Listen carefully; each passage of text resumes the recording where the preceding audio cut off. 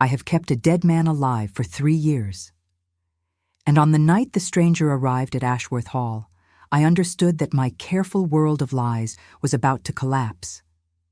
The autumn rain had been falling for hours when I heard the carriage wheels on the gravel drive. I stood at the window of the drawing room, my fingers pressed against the cold glass, watching the dark shape emerge from the mist like something summoned rather than invited. I was not expecting visitors. I had not expected visitors in 3 years, and I had cultivated that isolation with the same deliberate care one might use to tend a garden of poisonous flowers. The knocker sounded against the oak door, and I felt the vibration travel through the bones of the house, up through the floorboards, into my chest. My housekeeper, Mrs. Pemberton, appeared at the doorway with an expression caught between curiosity and warning. "There is a gentleman," she said, her voice low. "He claims to be a historian. He says he wrote to you about the family archives." I had received no letter, but I smoothed my black silk dress, touched the cameo at my throat as if it were a talisman, and told her to show him to the library. I would need a moment to compose myself, to arrange my face into the mask I had perfected since the night Edmund's world shattered, and mine shattered with it. The library was my sanctuary, the one room in Ashworth Hall where I could breathe without feeling the weight of the upper floors pressing down upon me. The shelves rose to the ceiling, leather spines gleaming in the lamplight, and the fire I had ordered lit that morning still crackled in the hearth. I positioned myself near the mantel, my back to the warmth, so that whoever entered would see me framed by flames and shadow. It was a small vanity, perhaps, but I had learned that first impressions were battles, and I intended to win. The man who entered was not what I expected. Historians, in my limited experience, were elderly creatures with spectacles and ink-stained fingers, men who smelled of dust and spoke in footnotes. This man was perhaps 35, tall and lean, with dark hair that curled slightly at his temples as though it resisted the discipline he clearly imposed upon the rest of himself. His eyes were the color of winter storms, gray and watchful, and when they found mine across the room, I felt something I had not felt in years. I felt seen. "Lady Ashworth," he said, and his voice was low and measured, the voice of a man who chose his words the way a surgeon chooses instruments. "I apologize for arriving unannounced. I am Lord Sebastian Blackwood. I wrote to you some weeks ago regarding your family's archives, particularly the documents relating to the 17th century land disputes in Hartwell Parish." I had received no such letter, but I inclined my head and gestured to the chair opposite the fire. "Please," I said, "sit. The weather is unforgiving tonight." He moved with a controlled grace that reminded me of predators I had seen in illustrated books, creatures that conserved their energy until the moment of the strike. As he sat, I noticed the way his gaze swept the room, cataloging details with a speed that made my stomach tighten. The portrait of my father above the mantel, the locked cabinet where I kept Edmund's letters, the door that led to the servants' passage, and from there to the back stairs that climbed to the attic. "I must confess," I said, taking the chair across from him, "I do not recall your letter. The post has been unreliable of late." His smile was slight, almost imperceptible. Perhaps it went astray. "But I am here now, and I hoped you might permit me to examine certain documents.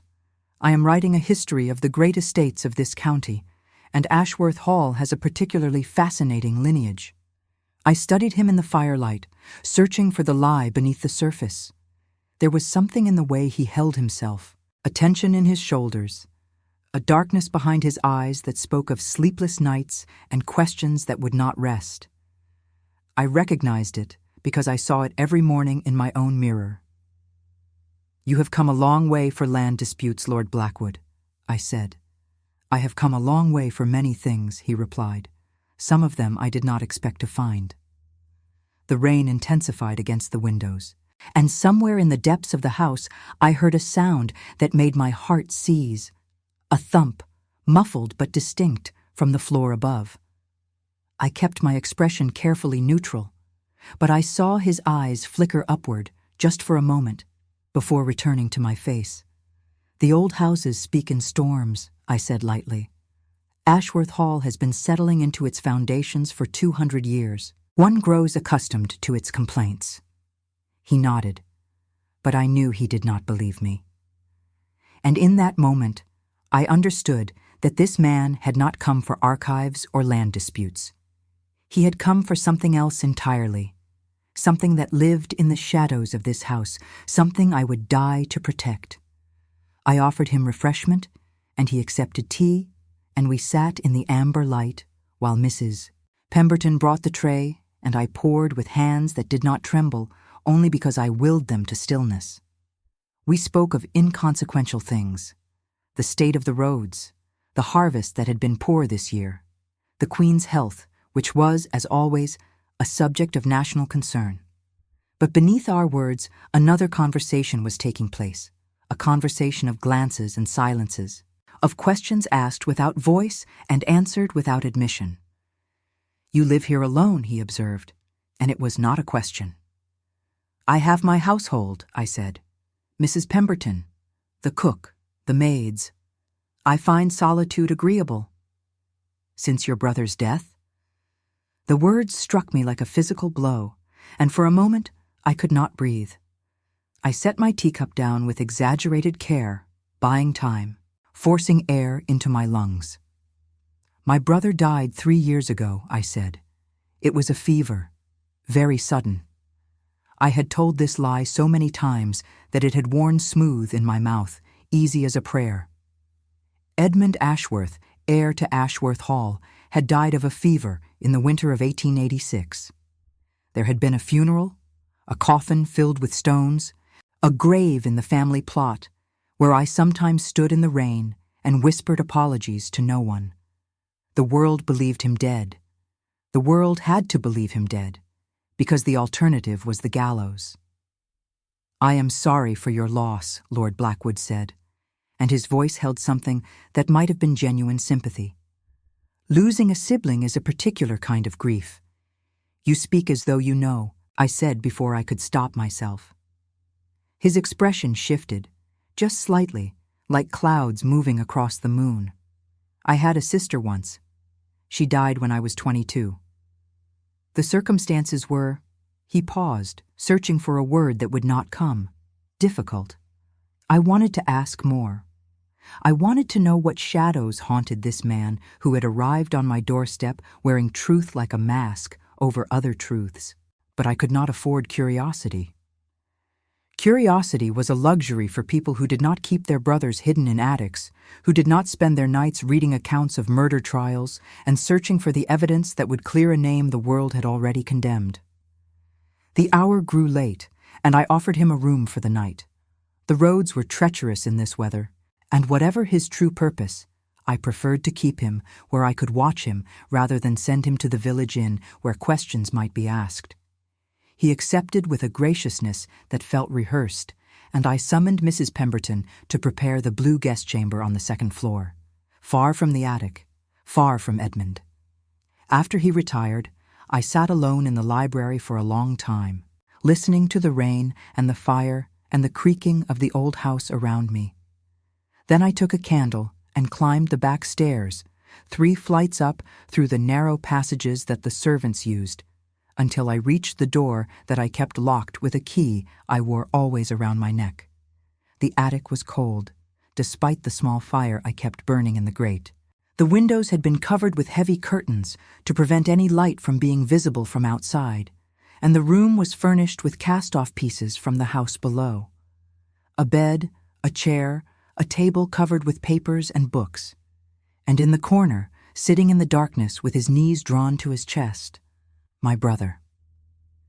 Edmund looked up when I entered, and my heart broke the way it did every time I saw him.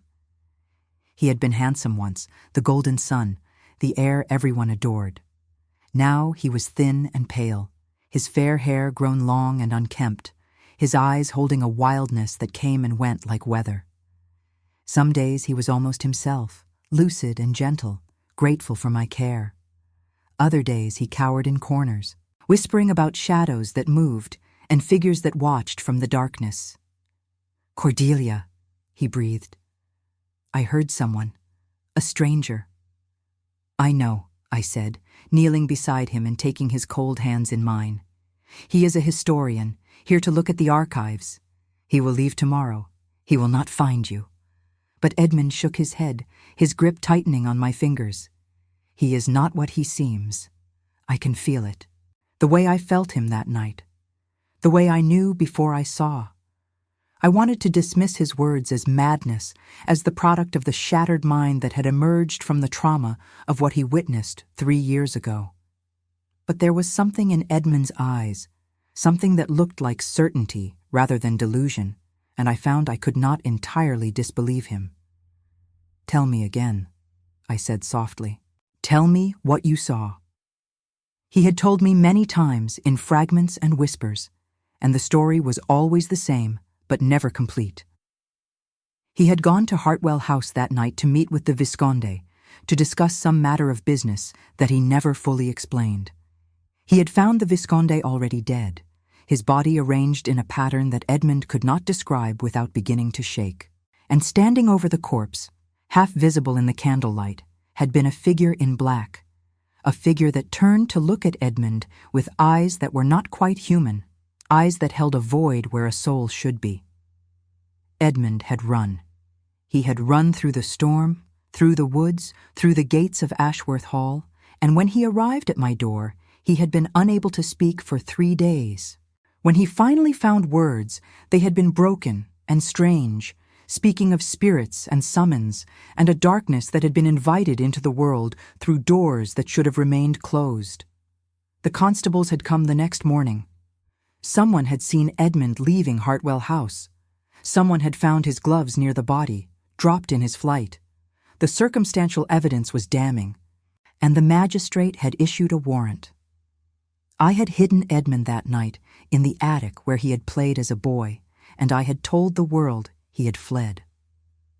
3 days later, when search parties found nothing, I had announced that my brother had died of a fever brought on by the shock of accusation. The funeral had been private. The grave had been sealed. For 3 years I had kept him alive, kept him hidden, kept him safe, while I searched for the truth that would clear his name. And for 3 years I had found nothing but dead ends and locked doors, and the growing fear that perhaps Edmund's sanity was not the only casualty of that terrible night. Now I smoothed his hair from his forehead and made him drink the tea I had prepared with herbs to help him sleep. "Rest," I told him. "I will protect you. I have always protected you." But he grasped my wrist as I turned to leave, and his eyes were suddenly lucid, burning with a clarity I had not seen in months. "The man downstairs," he said. "He carries death with him, Cordelia. I can see it clinging to his shoulders like a cloak, but not his own death. Someone else's, someone he loved." I freed myself gently and locked the door behind me. I descended the stairs with my candle guttering in draughts that seemed to come from nowhere. And as I reached the second-floor landing, I saw a light beneath the door of the blue guest chamber, and I knew that Lord Sebastian Blackwood was not sleeping. I paused there in the darkness, my hand pressed against the wall, and I made myself consider what I was facing. This man had come to my house with a lie about archives and histories. This man had asked about my brother with an ease that suggested he already knew the answers. This man looked at me with eyes that saw too much, that searched too deeply, that threatened everything I had built. But Edmund had seen something in him too, not just danger, but grief. A death that was not his own. Someone he loved. I returned to my room and sat at the window until dawn began to pale the sky. The rain had stopped, and the grounds of Ashworth Hall lay silver with mist, beautiful and treacherous, hiding the paths that led to ruin. Somewhere in the distance, a church bell tolled the hour, and I counted the strokes like a woman counting the days until her execution. 7 o'clock. The household would be waking soon. Mrs. Pemberton would prepare breakfast. Lord Blackwood would descend the stairs with his careful smile and his winter-gray eyes. and I would have to face him across the table and pretend that I was merely a woman alone, a woman in mourning, a woman with nothing to hide. I dressed carefully that morning, choosing a gown of deep burgundy that brought color to my pale cheeks.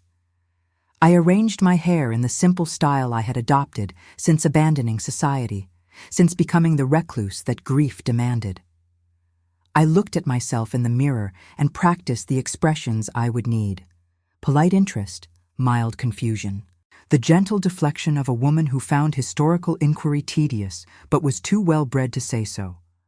But when I descended to the breakfast room and found Lord Blackwood already seated, his plate untouched, his attention fixed on a newspaper that bore yesterday's date, I saw something in his face that made all my preparations feel suddenly inadequate.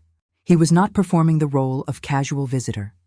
He was not pretending interest in toast and eggs. He was waiting for me with the patience of a man who had waited a very long time for something, and who sensed that the waiting was finally coming to an end.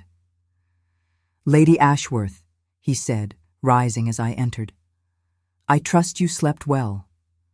"I did not," I replied, deciding that a small truth might serve better than a complete lie. Old houses and storms make for restless nights. His mouth curved in what might have been understanding. "I know something of restless nights," he said. "They have been my companions for some years now." We sat across from each other at the table, and Mrs. Pemberton served coffee and eggs and slices of bread with butter and preserves. We ate in silence that felt charged, electric, like the air before a storm breaks. I was acutely aware of every movement he made, the way he lifted his cup, the way his eyes moved across the room, the way they returned always to my face as though I were a text he was trying to decipher. Finally, he set down his cup and leaned back in his chair.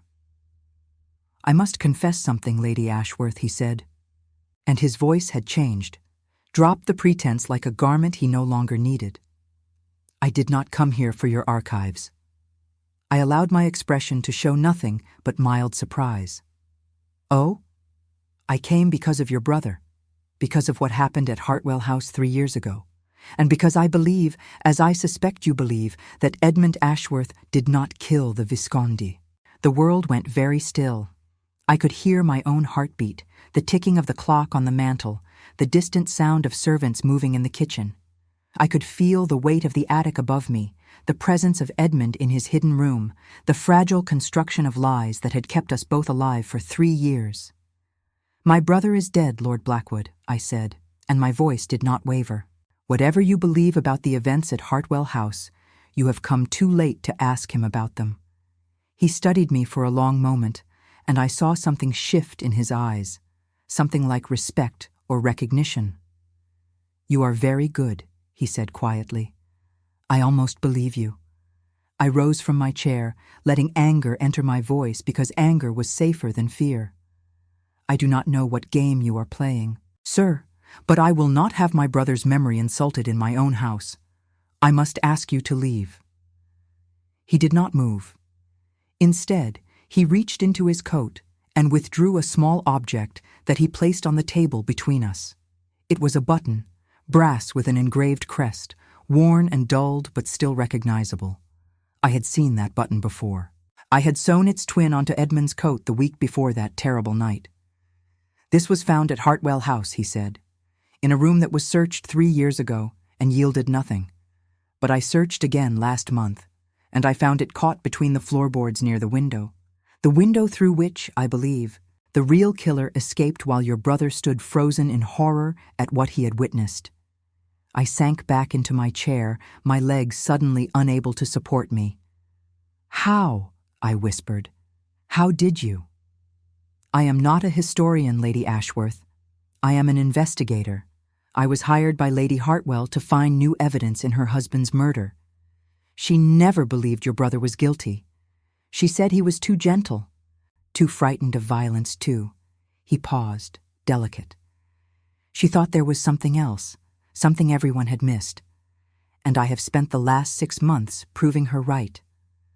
I looked at the button on the table, at this small piece of brass that contained within it either salvation or destruction.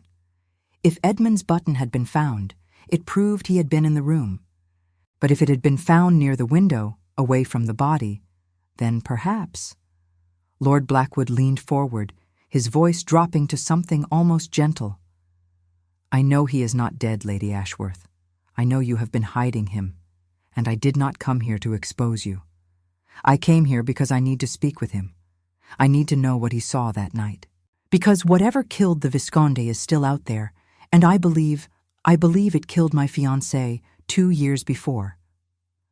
The word fiancé hung in the air between us, and I understood suddenly what Edmund had seen clinging to this man's shoulders. Not death. Grief. The kind of grief that becomes a purpose, that shapes a life, that drives a person across years and miles in search of answers that might never come. "What was her name?" I asked. "Margaret," he said, and the way he spoke the single word told me everything. "She was a medium. She held séances for society ladies who wanted to speak with their departed. I thought it was nonsense, tricks and theater. Until one night, she contacted something that was not a spirit, something that followed her home, something that killed her in a way the coroners could not explain and the police could not investigate because how do you arrest a shadow? I thought of Edmund in his attic room, whispering about figures in the darkness, eyes that held a void.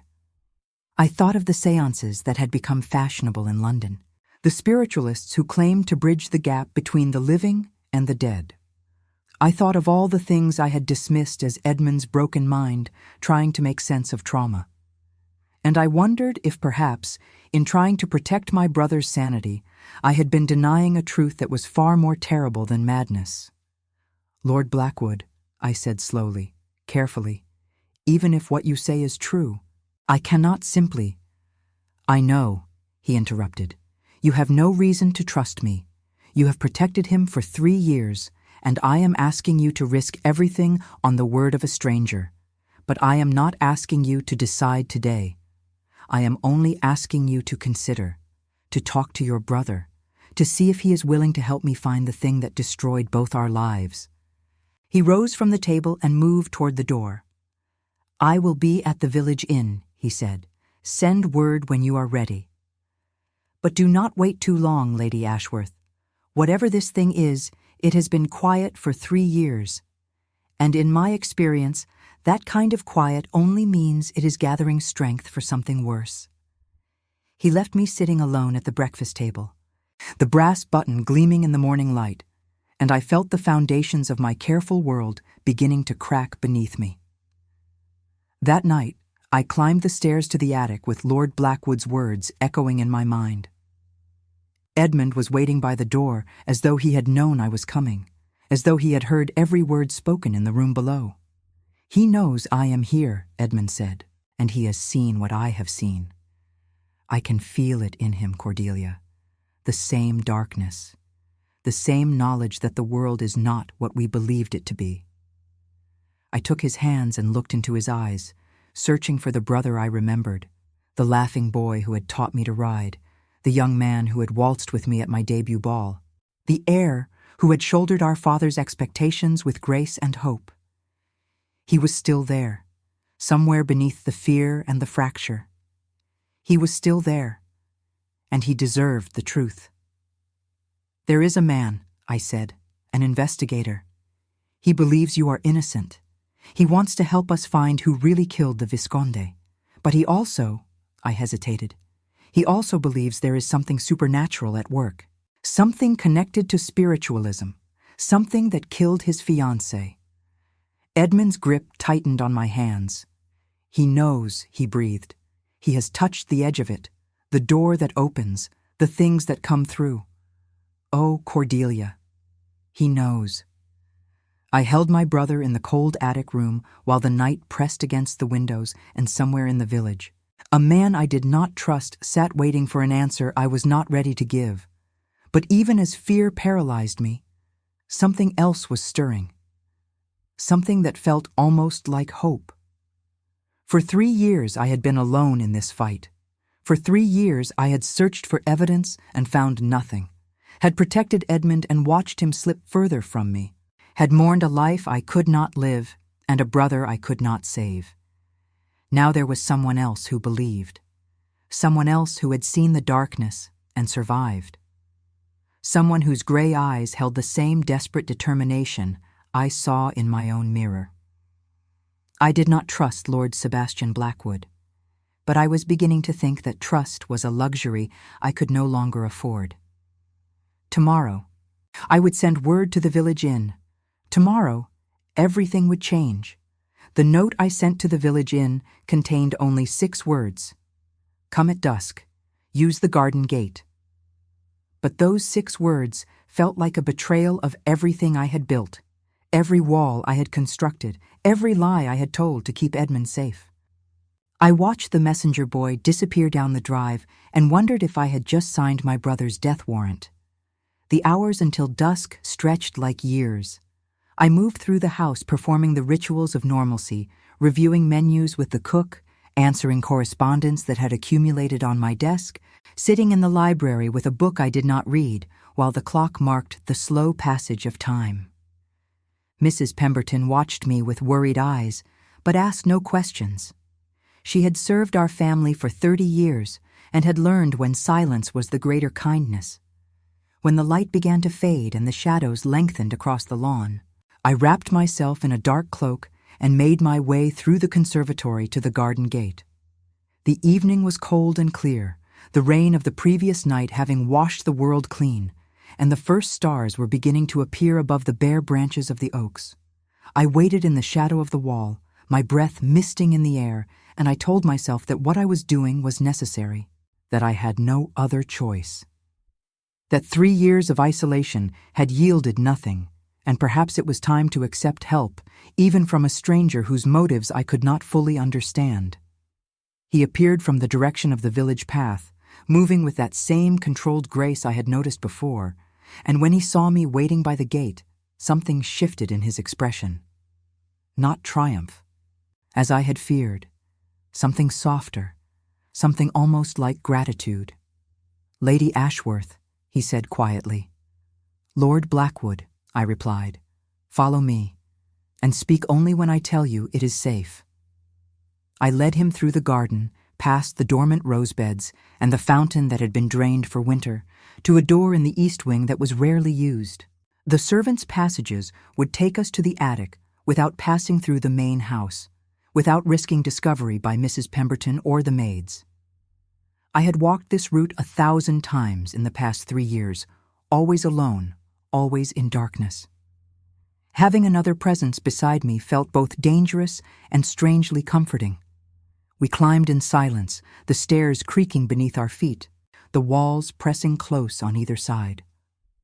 I could hear his breathing behind me, steady and controlled, and I found myself acutely aware of his proximity, of the warmth that radiated from him in the cold passage, of the faint scent of tobacco and sandalwood that clung to his coat. I had not been this close to a man in 3 years. I had not allowed myself to be this close to anyone. At the top of the final flight, I paused before the locked door and turned to face him. "My brother is not well," I said. "What happened that night broke something in him. He sees things, hears things that may or may not be real. You must be patient with him.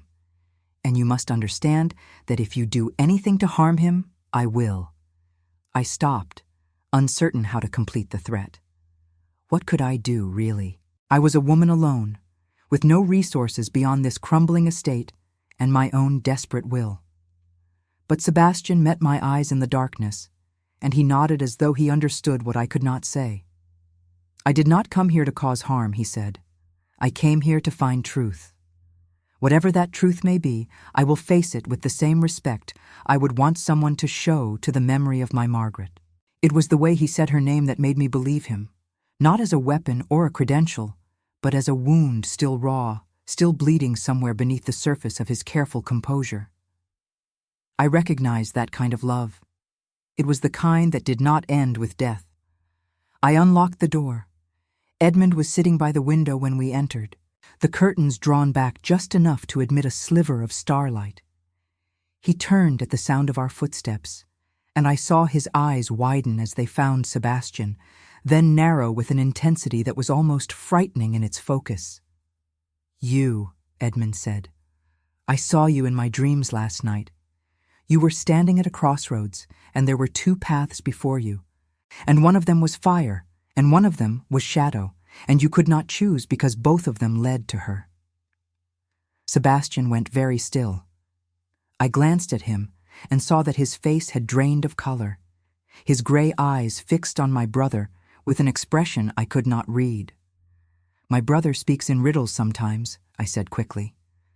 "The fever that took his health also took his." I hesitated. Clarity. "No." Sebastian's voice was rough. "He is not speaking in riddles, he is speaking truth. There was a medium once who told me the same thing. A woman I consulted after Margaret's death. She said I stood at a crossroads and could not choose because all roads led back to grief." Edmund rose from his chair and crossed the room with a steadiness I had not seen in months. He stopped before Sebastian and looked up into his face with those pale blue eyes that had once been merry and were now haunted by depths I could not fathom. "You loved her," Edmund said, "the woman who opened doors. She showed you what lay beyond, and then she was taken, and you have been trying to follow her ever since." Sebastian's jaw tightened. "Yes, but you cannot follow," Edmund continued, his voice taking on a strange, distant quality. "The door she opened is not a door for the living. It is a door for things that should not exist, things that wear shadows like skin and hunger, like children hunger for sweets. They came through when she called, and they tasted her light, and they wanted more. They always want more." I moved to my brother's side, ready to draw him away if his agitation grew, but he was calm now, calmer than I had seen him in weeks. He reached out and took Sebastian's hand in both of his own, and I watched the investigator flinch at the contact, then hold steady. "I saw one of them," Edmund said, "the night the Visconde died. It was standing over his body like a bridegroom over a bride, and its eyes were holes in the world. And when it looked at me, I felt it try to climb inside my mind. I ran, and I have been running ever since, even though I know I cannot outrun what has already touched me." Sebastian's voice was barely a whisper. "Can you describe it? The thing you saw?" Edmund shook his head slowly. "It had no form. Or rather, it had all forms. It shifted and changed like smoke, like water, like the space between heartbeats. But there was a man, a living man, standing in the corner of the room, watching. And he was smiling." "A living man," Sebastian repeated. "Someone who controlled the creature? Someone who summoned it?"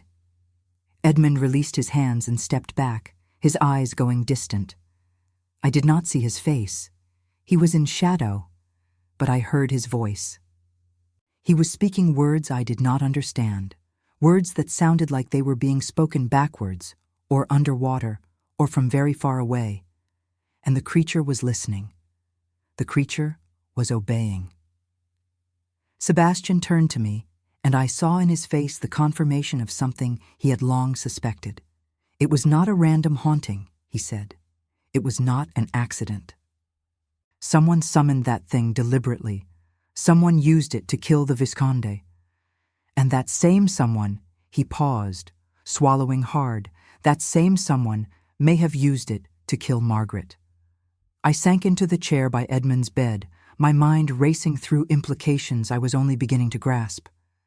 If there was a human agent behind these deaths, then we were not facing a ghost or a demon that had wandered through some cosmic accident. We were facing a murderer who used the supernatural as his weapon. "Who would want the Visconde dead?" I asked. He was a wealthy man, well-connected. He had enemies, certainly, but enemies with access to such dark arts? Sebastian began to pace the small room, his boots echoing on the bare floorboards. "That is what I have been trying to determine. The Visconde was involved in certain," he hesitated, "circles. Spiritualist circles. He attended seances regularly, not as a believer, but as a skeptic. He was writing an exposé, a book that would reveal the frauds and charlatans who prey upon grieving families. Several prominent mediums had threatened him with lawsuits. One had even threatened him with curses. Edmund laughed, and the sound was hollow, chilling. Curses, he said, as if curses were the worst thing a medium could summon. They play with fire, those who open doors. Most of them are charlatans, yes, pretending to powers they do not possess. But some of them find real doors, and they do not understand what lives on the other side. Sebastian stopped pacing and fixed Edmund with a searching look. Your sister told me you saw something that night, but she also told me you have been seeing things since. Shadows, figures. Are they real, or are they memories? Edmund was silent for a long moment. Then he walked to the window and drew back the curtain, revealing the dark garden below, the distant lights of the village, the vast expanse of starlit sky. There, he said, pointing. Do you see it? By the oak tree. It has been watching the house since last night, since you arrived. I rose and crossed to the window, my heart pounding. The garden was dark, the shapes of trees and hedges barely visible in the starlight. I could see the old oak that had stood on the lawn for 3 centuries, its bare branches reaching toward the sky like supplicating arms, and beneath it, in the deepest shadow, something that might have been a figure, something that might have been nothing at all. Sebastian joined us at the window, and I felt his shoulder brush against mine as he leaned forward to peer into the darkness. I cannot see anything, he said quietly, but that does not mean nothing is there. It knows, Edmund said, his voice dreamy and detached. It knows you are looking for it. It has been asleep for 3 years, satisfied, sated. But now it is waking. Now it is hungry again. I pulled the curtain closed with more force than necessary. We should go downstairs, I said. It is too cold up here for extended conversation. Edmund, will you come? My brother shook his head. I am safer here, he said. The walls remember me. The shadows know my shape. Down there in the open rooms, I am too visible. He struggled for a word, too exposed. I wanted to argue, but I knew from experience that pressing Edmund when he was in this state would only make things worse. I kissed his forehead and promised to return with supper, and then I led Sebastian back down the narrow stairs to the warmth of the house below. In the library, with the fire built up and the lamps lit, the world seemed almost normal again, almost safe. I poured brandy for both of us, ignoring the impropriety of drinking alone with a man who was not family, and we sat in the chairs before the hearth while I tried to process everything my brother had said. He has moments of remarkable lucidity, Sebastian observed, swirling his glass, and then moments that seem like madness. But I am no longer certain that what appears to be madness is not simply perception of a reality the rest of us cannot see. I took a long drink of the brandy, feeling it burn its way down my throat. 3 years ago, I would have dismissed everything he said as the ravings of a damaged mind. But I have spent 3 years watching him, listening to him, and there are things. I hesitated. Things I cannot explain. He knows things he should not know. He predicted the death of the vicar's wife a month before she fell ill. He told me our cook's son would return from sea before the letter arrived announcing his survival. And he speaks of the thing that killed the Visconde with such consistent detail that I cannot believe he invented it.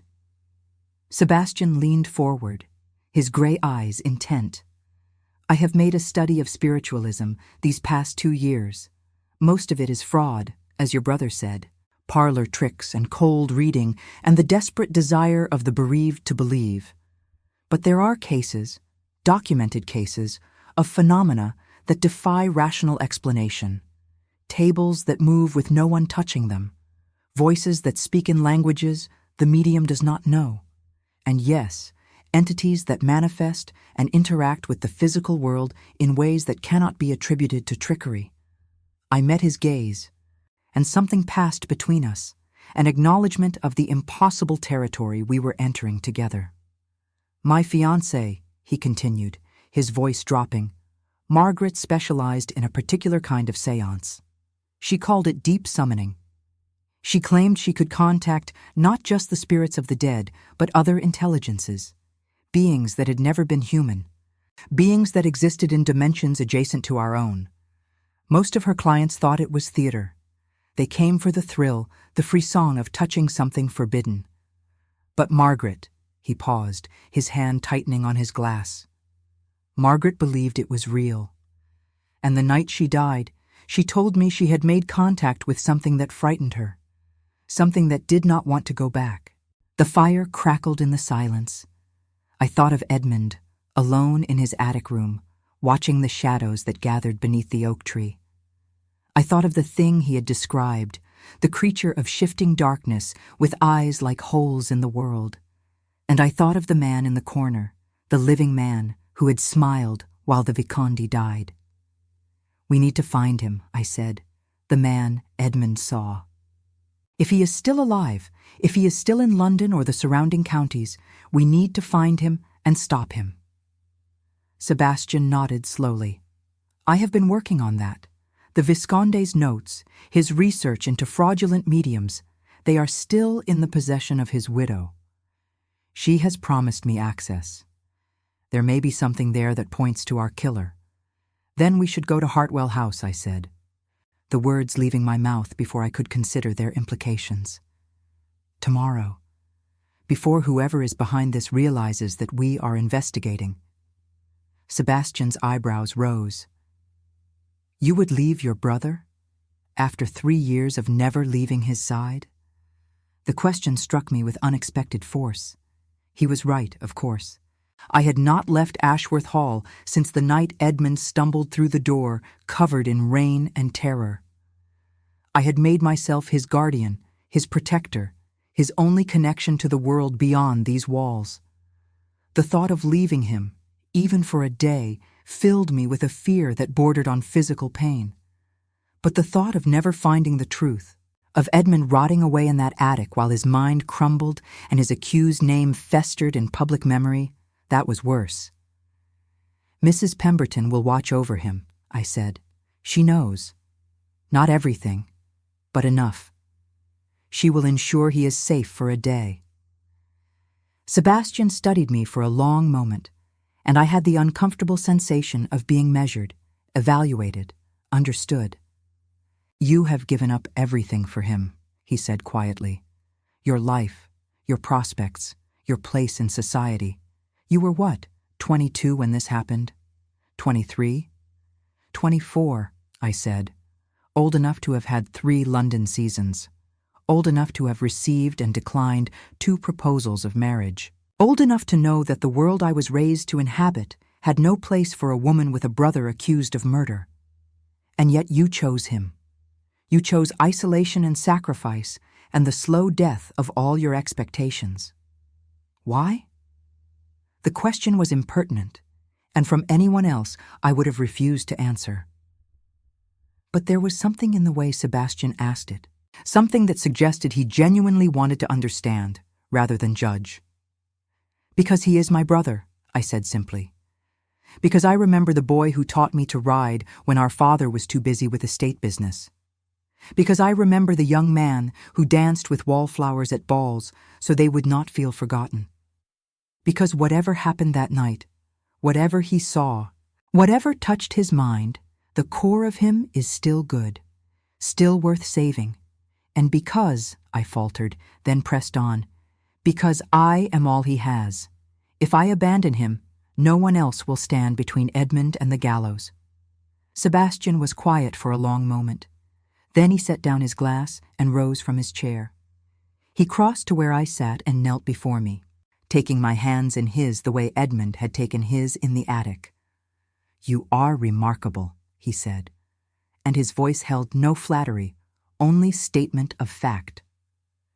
"In 2 years of investigating the Visconde's death, I have encountered dozens of people who knew your brother, who claimed to care about him.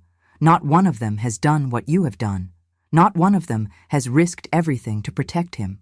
They all accepted the official story and moved on with their lives. They had nothing to lose, I said. I had everything. No. He shook his head. You had a choice. You could have let him hang in effigy and collected your inheritance and married one of those suitors you declined. You could have been a widow in all but name, free to pursue whatever life you wished. But instead, you chose this. You chose love over comfort, truth over reputation, sacrifice over survival. That is not nothing. That is everything. I looked down at our joined hands, at his long fingers wrapped around mine, at the warmth of his touch that seemed to penetrate the cold that had settled into my bones over 3 years of isolation.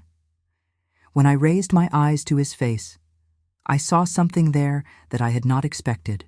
Not pity, not admiration, something more dangerous, something that looked almost like recognition. Lord Blackwood, I began. Sebastian, he interrupted. If we are to hunt monsters together, I think we can dispense with formality. Sebastian, I said, and his name felt strange on my tongue, intimate in a way that made my cheeks warm. I need you to understand something. I did not do this because I am remarkable. I did it because I had no other choice. Because the alternative was to let my brother be destroyed by something he did not understand. If that makes me unusual, it only reflects how little the world expects of family loyalty. He released my hands and rose to his feet, but he did not step back. He stood over me, close enough that I could feel the warmth radiating from him. And when he spoke, his voice was rough with something that might have been old grief resurfacing. My sister, he said, the one I told you about. She died because I was not remarkable, because I chose comfort over sacrifice. I was young. I was selfish. I thought there would be time. And then she was gone. And I learned that time is the one thing we can never count on.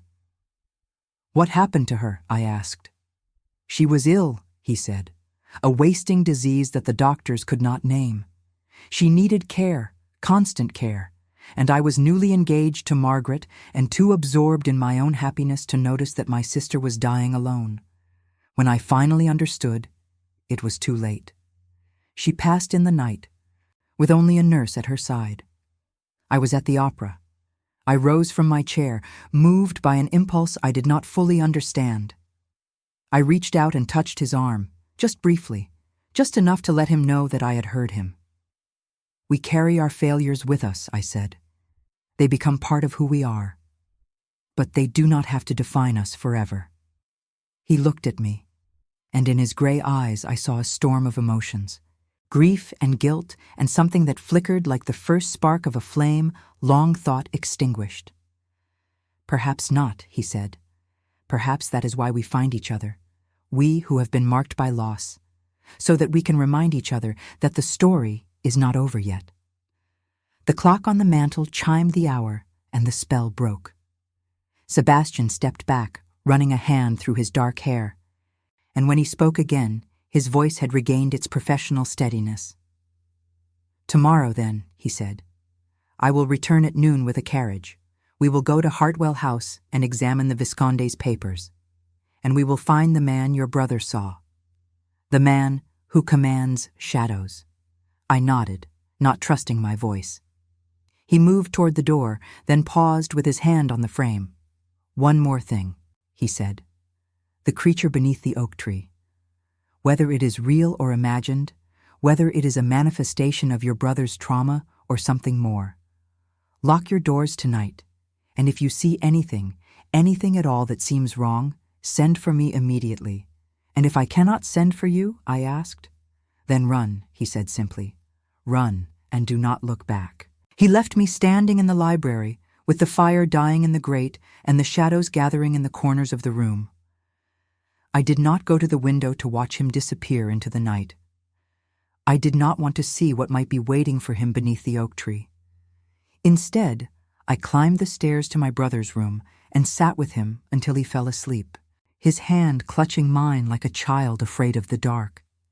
And when I finally descended to my own chamber, I locked every door and window and sat awake until dawn lightened the sky. Because Sebastian was right. Something was stirring in the darkness, and I had the terrible feeling that it had been waiting for us all along. The carriage that arrived at noon was black and polished, drawn by 2 gray horses that stamped impatiently on the frozen drive. I descended the front steps of Ashworth Hall in my morning dress, the same black silk I had worn for 3 years, and found Sebastian waiting by the open door with an expression that softened almost imperceptibly when he saw me. "You look pale," he said as he handed me into the carriage. "Did you sleep?" "No," I admitted, "but I rarely do." The journey to Hartwell House took 2 hours through country lanes still muddy from the recent rains. I had not been in a carriage moving beyond the boundaries of my own estate since the night I had buried an empty coffin and told the world my brother was dead. The motion felt strange, almost dizzying, and I pressed my gloved hands against the velvet seat to steady myself. Sebastian sat across from me, his long legs angled to avoid mine in the confined space. He had brought documents, papers covered in his neat handwriting, and as we traveled, he explained what he had learned in his months of investigation. The Visconde was not a popular man, he said, turning pages. He had made enemies in the spiritualist community, certainly, but he had also made enemies in other circles. There were debts, quietly settled by his widow after his death. There were rumors of affairs, never substantiated. And there was one particular connection that I have not been able to trace. "What connection?" I asked. "A society," he said. "A secret society, if the rumors are true. They called themselves the Order of the Threshold. They claimed to practice a form of spiritualism that went beyond simple communication with the dead. They claimed they could summon entities from other dimensions, bind them, control them. Most people dismissed them as eccentrics playing at occultism. But the Visconde took them seriously. His notes suggest he was planning to expose them in his book. I thought of Edmund's description of the man in the corner, speaking words that sounded backwards or underwater. "The Order of the Threshold," I repeated. "Do you know who the members were?" Sebastian shook his head. The society was secretive by design. They used code names, met in private locations, left no records. But the Visconde managed to identify one member, a man named Cornelius Thorne. The name struck me with unexpected force. I knew that name. I had heard it spoken in drawing rooms and ballrooms in the years before my isolation, always in whispers, always with a mixture of fascination and unease. "Cornelius Thorne," I said slowly. "The mesmerist." Sebastian's eyes sharpened. "You know him?" "I know of him. He was fashionable for a time several years ago.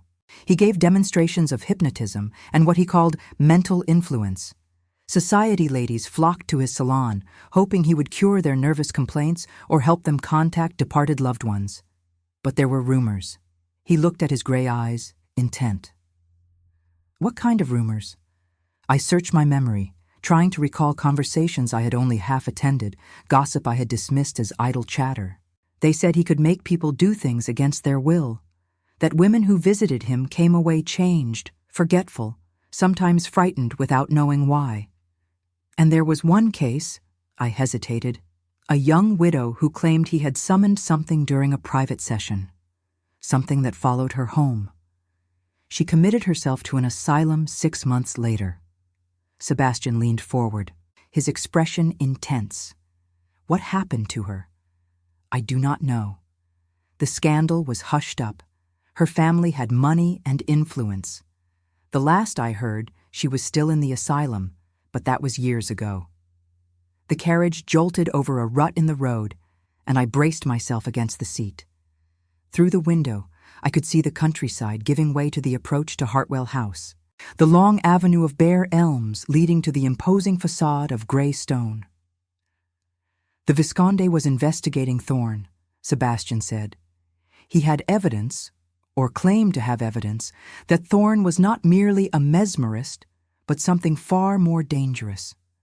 A practitioner of what some call black spiritualism, the deliberate summoning and control of malevolent entities. And you believe Thorne killed him? I said. Using one of these entities.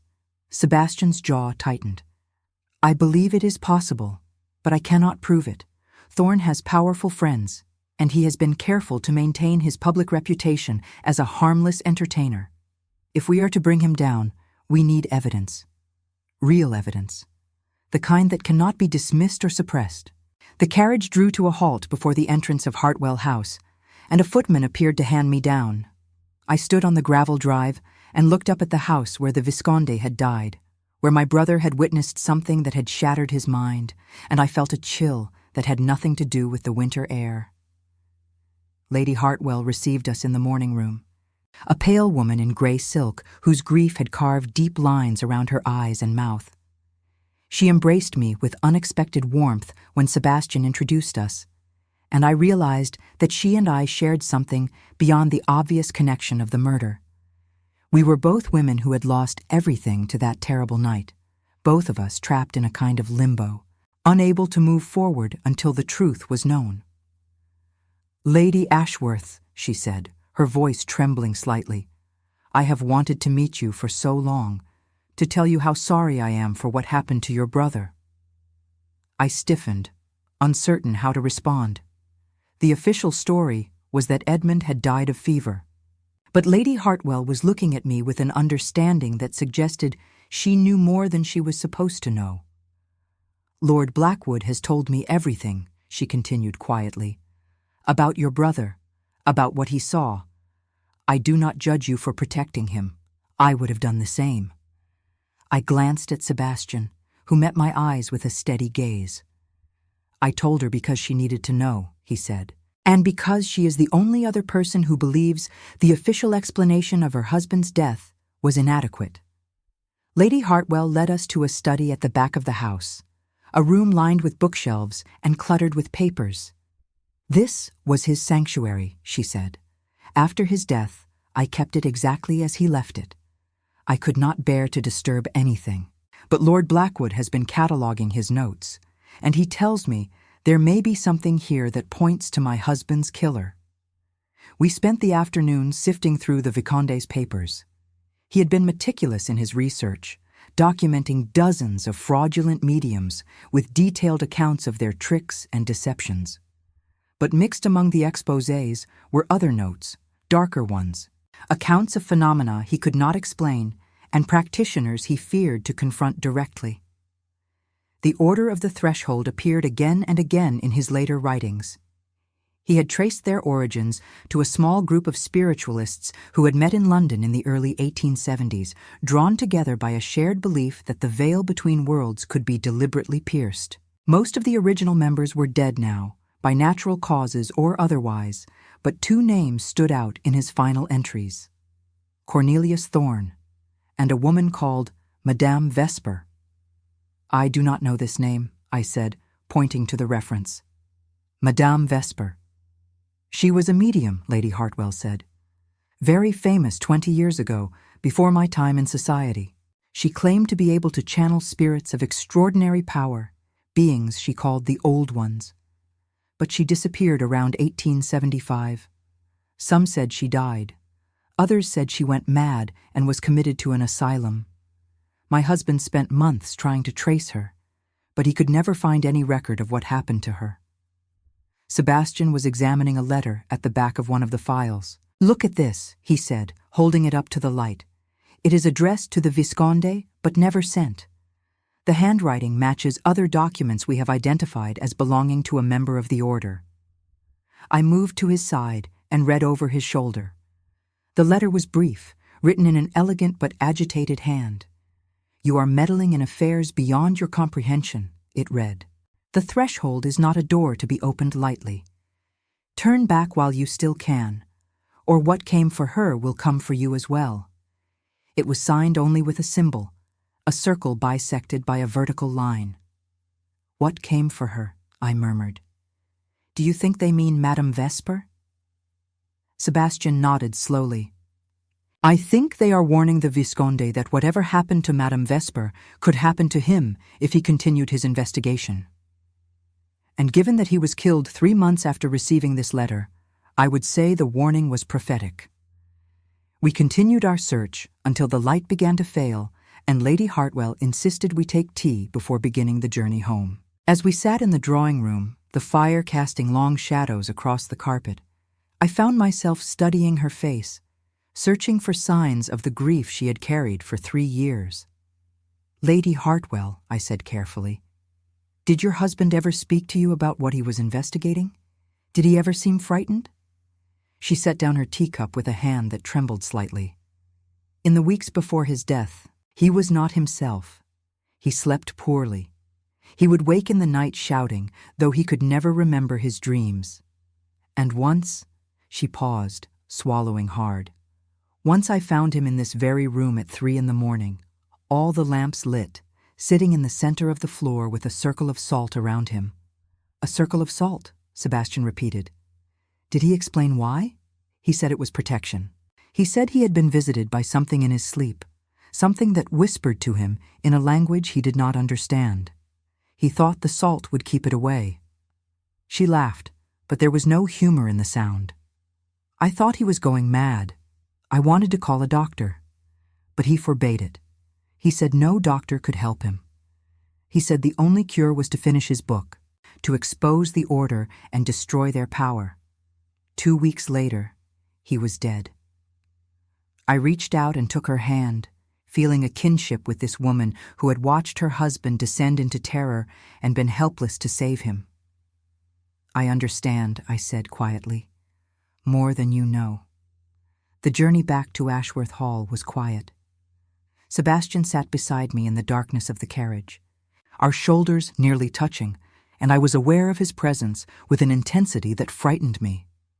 I had not allowed myself to feel anything for anyone in 3 years. I had built walls around my heart as carefully as I had built walls around Edmund's attic prison. But this man, this haunted investigator with his gray eyes and his old grief and his relentless pursuit of truth, was finding cracks in my defenses that I had not known existed. "The papers we found," I said, breaking the silence. "Do you think they will help us?"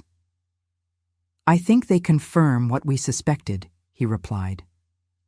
"The Visconde was killed because he got too close to the truth about the Order of the Threshold, and I think Cornelius Thorne is the key to everything. We need to find him. We need to confront him. And if he is the one who commands the shadow creature," I asked, "if he is the one who killed your Margaret and the Visconde and drove my brother mad, what then?" "Then we destroy him," Sebastian said, and his voice was cold with a fury I had not heard before. "Whatever power he wields, whatever dark arts he practices, we find a way to end him. For Margaret, for the Visconde, for your brother, and for every other victim we do not yet know about."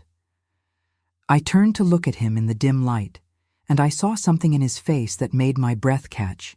Not just determination, not just anger, something more vulnerable, more human. The face of a man who had spent years building his own walls, who had learned to channel his grief into purpose, who had forgotten what it felt like to let anyone see the wounded heart beneath the armor. "Sebastian," I said, and my voice was softer than I intended, "what will you do when this is over? When we have found the truth and brought the killer to justice? What will you have left?" He was quiet for a long moment. "I do not know," he said finally. "I have not allowed myself to think beyond the investigation. It has been my life for so long that I cannot imagine what comes after." "I understand," I said. "I have lived the same way, every day focused on keeping Edmund safe, on searching for evidence, on surviving until tomorrow. I have forgotten how to want anything for myself." The carriage jolted over a rough patch of road, and I was thrown against him, my hand landing on his chest to steady myself. He caught my arm, and for a moment we were frozen there in the darkness, his heart beating beneath my palm, his breath warm against my forehead. "Cordelia," he said, and the sound of my name in his voice sent a shiver through me that had nothing to do with cold. I pulled back, retreating to my side of the carriage, my cheeks burning. "Forgive me," I said. "The road is treacherous." "There is nothing to forgive," he replied, but his voice was rough, and in the darkness I could feel the tension between us like a living thing. We did not speak again until the carriage reached Ashworth Hall. Sebastian handed me down and walked me to the door, and when we stood on the threshold, the lamplight spilling out from the entrance hall, he took my hand and held it for a moment longer than propriety allowed. "I will send word when I have located Thorn," he said. "Until then, stay safe. Watch over your brother." "And Cordelia?" "Yes?" He hesitated, as though wrestling with something he was not ready to say. "Tonight, in the carriage, I want you to know that He stopped, shook his head. "Never mind. We can speak of it another time, when the danger has passed." He released my hand and walked back to the carriage, and I watched him disappear into the darkness before I closed the door and leaned against it, my heart racing. I climbed the stairs to Edmund's room and found him awake, sitting by the window, his pale eyes fixed on something I could not see. "It moved," he said as I entered. "The shadow beneath the oak. While you were gone, it moved closer to the house." I crossed to the window and looked out at the garden, silvered by moonlight. The oak tree stood where it had always stood, its branches bare and reaching, and beneath it, in the deepest shadow, something that might have been a figure, something that might have been nothing at all. But this time, I was not certain it was nothing. "Edmund," I said, still staring at the shadow, "Lord Blackwood and I found something today. Evidence that points to a man named Cornelius Thorn. Have you ever heard that name?" My brother went very still. Then he turned to face me, and in the moonlight, his eyes were wide with a terror I had not seen since the night he stumbled through my door 3 years ago. "Thorn," he whispered, "the man in the corner, the man who smiled while the Visconde died. I remember now. I remember his face. It was him, Cordelia. It was Cornelius Thorn." I felt the blood drain from my face. "You are certain?" "I have seen him 1,000 times in my nightmares," Edmund said. "I would know him anywhere. That smile, that terrible, knowing smile." He looked at me and he smiled, and then he spoke those words, those backwards words, and the shadow obeyed him. "He is the one, Cordelia. He is the one who destroyed my life." I gathered my brother in my arms and held him while he trembled, and over his shoulder I watched the shadow beneath the oak tree. It was closer now. I was certain of it. And as I watched, I saw it move. Not much. Just a shifting, a rippling, like smoke disturbed by breath. But it moved, and though I could not see its eyes, I knew with a certainty that went beyond reason that it was looking at me. "Tomorrow," I whispered into Edmund's hair, "tomorrow we find Thorn. Tomorrow we end this." But even as I spoke the words, I wondered if we would live that long. The shadow was watching, and it was no longer content to wait. The message arrived before dawn, slipped beneath the kitchen door by hands no one had seen. Mrs. Pemberton brought it to me while I sat sleepless in the library, and when I unfolded the paper, I found only an address and a time. 14 Blackwood Lane, Whitechapel, 9 o'clock tonight. Come alone if you want the truth about the Visconde. The handwriting was unfamiliar, elegant, but somehow wrong. The letters formed with a precision that suggested deliberate disguise. I read it 3 times, committing the words to memory, then held it to the candle flame and watched it curl into ash. I did not intend to go alone. Sebastian arrived at noon, as had become our habit, and I showed him the fragments of the burned note still clinging to my fingertips. His expression darkened as I recounted the message, and I watched his hands clench at his sides. "It is a trap," he said flatly. "Thorn knows we are investigating him. He wants to lure you somewhere isolated and deal with you the way he dealt with the Visconde." "Perhaps," I agreed. "But it is also an opportunity. If Thorn is willing to meet, he must believe he can control the situation. His arrogance may be his weakness." Sebastian paced the library floor, his boots striking the wood with barely contained frustration. "I will not let you walk into danger. not when we are so close to the truth. I rose from my chair and moved to stand before him, forcing him to stop his restless movement. "I am not asking your permission," I said quietly. "I am asking for your help. Come with me. Stay hidden. If Thorn tries anything, you will be there to intervene." "But I need to face him, Sebastian. I need to look into the eyes of the man who destroyed my brother and ask him why." He stared at me for a long moment, and I saw the war in his expression, the battle between his desire to protect me and his understanding that I had earned the right to confront my enemy. Finally, his shoulders dropped, and he exhaled a breath that seemed to carry years of tension with it. "I will be there," he said, "every moment. If anything seems wrong, if you feel threatened in any way, give a signal and I will come for you." "What signal?" I asked. He thought for a moment, then reached into his pocket and withdrew a small silver whistle on a chain. It was tarnished with age, and when I looked closer, I could see an inscription on the side. M.E.B. "It belonged to Margaret," he said, and his voice was rough. "She wore it always. She used to say it would summon angels if she ever needed them. I found it among her belongings after her death. I have carried it with me ever since." I took the whistle, feeling the weight of it in my palm, the weight of his trust and his grief. "I cannot take this," I said. "It is too precious." He closed my fingers around it. "That is exactly why you should have it. If something happens to me tonight, if Thorn proves more dangerous than we anticipate, I want you to have something of hers. Something to remember that there was a woman who loved me once, and a man who loved her enough to spend years seeking justice in her name." I looked up at him, and the distance between us seemed to shrink to nothing. "Sebastian," I whispered. He raised his hand and touched my cheek, just briefly, just enough to send a shiver through my entire body. "When this is over," he said, "there are things I want to say to you, things I have not allowed myself to feel since Margaret died. But first, we survive tonight. First, we find the truth. And then, if you will permit me, I would very much like to discuss the future." He withdrew his hand and stepped back, and the moment passed, but something had shifted between us, something that could not be unshifted. The hours until nightfall passed with agonizing slowness. I visited Edmund and told him what we had planned, watching his face cycle through fear and hope and something that looked almost like pride. "You are braver than I ever was," he said, taking my hands. I ran from the shadow. "You are walking toward it." "I am terrified," I admitted. "But I am more terrified of spending the rest of my life in this limbo, never knowing the truth, never being able to clear your name."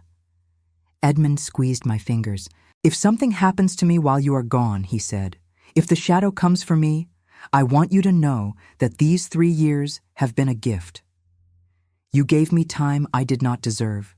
You gave me hope when I had none. Whatever happens tonight, I die knowing I was loved." I embraced him fiercely, pressing my face against his shoulder the way I had when we were children, when he was still my protector, and the world was still a place of wonder rather than terror. "Do not speak of dying," I said. "I am coming back. And when I do, we are going to walk out of this house together, in daylight, with your name cleared and your life restored." He did not argue, but I felt the doubt in his silence. At 8 o'clock, Sebastian and I departed in his carriage, taking the roads into London as the last light faded from the sky. The city rose around us in a maze of gaslit streets and shadowed alleys, and as we entered Whitechapel, I felt the weight of the place pressing down on me. This was not the London of ballrooms and garden parties. This was the London of poverty and desperation, of crimes committed in darkness and bodies found at dawn. Blackwood Lane was narrow and crooked, lined with buildings that leaned against each other like exhausted travelers. Number 14 was a townhouse that had once been respectable, but had long since fallen into decay, its windows dark, its doors scarred by weather and neglect.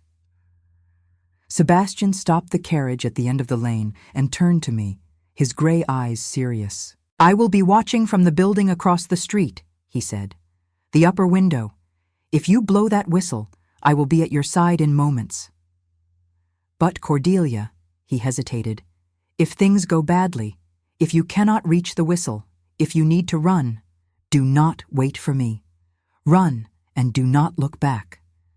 I touched Margaret's whistle where it hung around my neck, hidden beneath my cloak. "I understand," I said, "but I do not intend to run tonight. I intend to face whatever is waiting in that house and walk out alive." He caught my hand and pressed his lips to my gloved fingers, a gesture so old-fashioned and so sincere that I felt tears prick my eyes. Then he released me, and I stepped down from the carriage and walked alone toward the door of number 14. It opened before I could knock. The hallway beyond was dark, lit only by a single candle held by a figure I could not see clearly. "Come in, Lady Ashworth," said a voice that was smooth and cultured and somehow wrong, like honey poured over broken glass. "I have been expecting you." I stepped inside, and the door swung shut behind me with a finality that made my heart lurch. As my eyes adjusted to the darkness, I saw that the figure before me was a man of perhaps 50, tall and thin, with silver hair swept back from a high forehead and eyes that glittered in the candlelight like chips of obsidian. He was dressed impeccably in evening clothes, as though he had been interrupted on his way to the opera, and when he smiled, I understood what Edmund had meant about that smile. It was the smile of a man who knew secrets that could destroy worlds. "Cornelius Thorne," I said, keeping my voice steady. "The same," he replied, inclining his head in a mocking bow. "And you are the sister of Edmund Ashworth, the poor mad creature who witnessed something he should not have witnessed and has spent 3 years hiding in an attic like a rat in the walls." My hands clenched at my sides, but I forced myself to remain calm. "You know about Edmund. I know everything, Lady Ashworth. I have known since the night he stumbled into my little ceremony and saw things that broke his fragile mind. I knew when you buried an empty coffin and told the world he was dead. I knew when you hired servants who could keep secrets and barred your doors against visitors. And I knew when Lord Blackwood began his investigation and led you, inevitably, to my door. Then why invite me here, I asked. If you know everything, if you could have exposed us at any time, why wait until now?" Thorne moved deeper into the house, and I followed him, aware that each step took me further from the door, further from Sebastian, further from any hope of escape. "Because I wanted to meet you," he said over his shoulder. "I have watched your devotion to your brother with something approaching admiration. You have sacrificed everything for him. Your youth, your prospects, your place in society. Such loyalty is rare. Such love is—" He paused, searching for the word, inspiring. He led me into a room at the back of the house, larger than I expected. Furnished with velvet chairs and heavy drapes, and a table in the center covered with objects I could not immediately identify. Candles burned in sconces on the walls, casting flickering shadows that seemed to move of their own accord. "Please sit," Thorne said, gesturing to one of the chairs. "We have much to discuss." I remained standing. I did not come here for discussion. I came here for the truth. "Did you kill the Visconde?" Thorne smiled that terrible smile. "I facilitated his death," he said. "I provided the instrument. But the killing itself was performed by something far older and far more powerful than any human hand. The shadow," I said, "the thing Edmund saw." "We call them the threshold dwellers," Thorne replied, moving to the table and touching one of the objects there with something like affection. "They exist in the spaces between worlds, in the darkness that lies beneath all light. Most people cannot see them, cannot feel them, cannot even imagine their existence.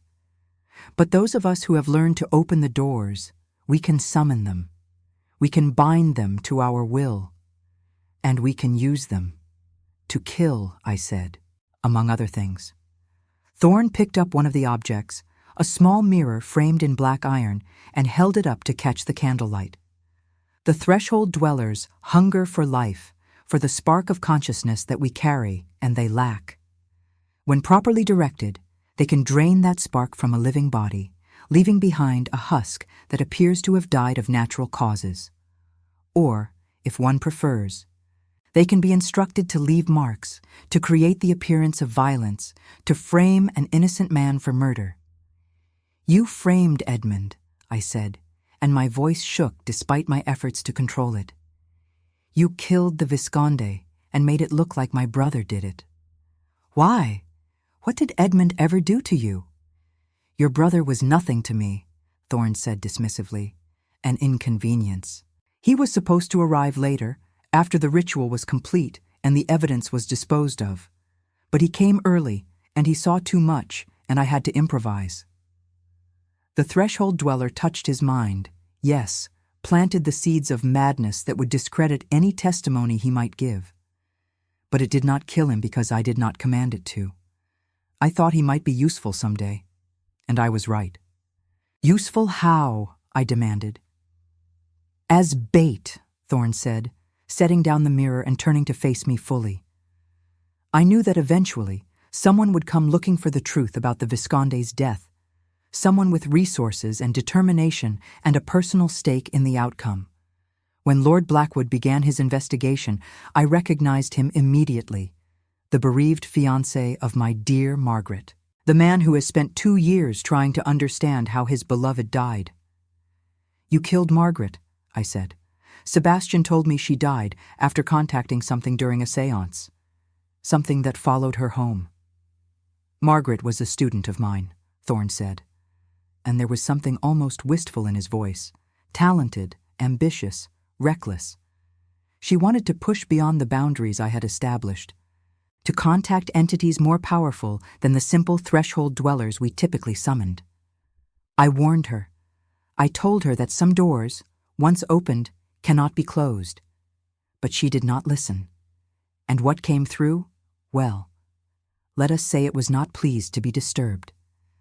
"So you did not kill her," I said slowly. "You merely taught her the techniques that led to her death." Thorne shrugged. "I am a teacher, Lady Ashworth. I share knowledge. What my students do with that knowledge is their own responsibility." I felt sick. This man, this monster in evening clothes, spoke of death and destruction as casually as others might discuss the weather.